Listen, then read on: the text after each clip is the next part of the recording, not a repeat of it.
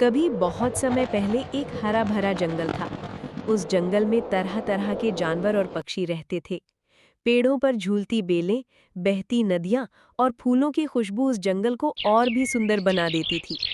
उसी जंगल में दो चिड़िया रहती थीं। पहली चिड़िया बहुत दयालु और मददगार थी। उसे सब सुधा कहकर बुलाते थे। दूसरी चिड़िया थोड़ी शरारती और स्वार्थी थी। उसका नाम था कालू। सुधा हमेशा दूसरों की मदद करती, बीमार चिड़ियों को खाना खिलाती, छोटे बच्चों को उड़ना सिखाती और कमजोर पक्षियों की हिम्मत बढ़ाती।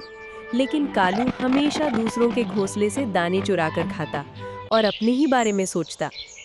हर बार जब कालू किसी से खाना छीन लेता, सुधा उसे समझाती, कालू, जिंदगी सिर्फ अपने लिए नहीं होती, दूसरों की मदद करने में ही असली खुशी है।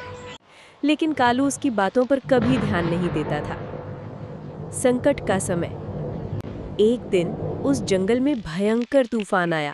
तेज हवाएं चलीं, पेड़ टूट गए, आसमान काला हो गया। छोटे छोटे पक्षी डर से इधर उधर भागने लगे। बहुत से घोंसले टूट गए और खाना पानी भी खत्म हो गया। सारे पक्षी बहुत परेशान हो गए। अब हर किसी को किसी की मदद की जरूरत थी। सुधा तुरंत आगे बढ़ी।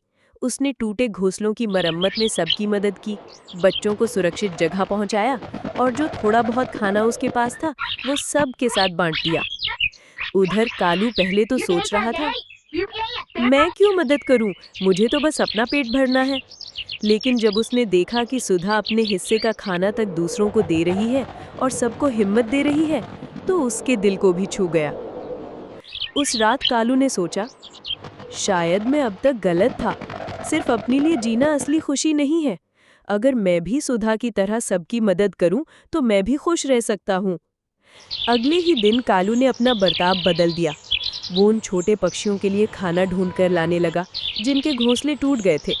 पानी लाकर प्यासे चिड़ियों को पिलाने लगा और घोंसले बनाने में भी मदद करने लगा।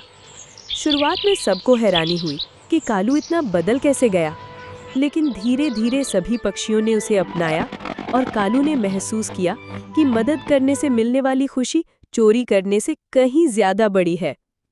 उस दिन से कालू और सुधा दोनों जंगल के सबसे अच्छे दोस्त बन गए। वो साथ मिलकर सबकी मदद करते और जंगल के बाकी पक्षी भी उनसे सीख लेने लगे। पूरे जंगल में ये संदेश फैल गया कि अच्छाई और मदद का रास्ता ही असली सुख और शांति का रास्ता है।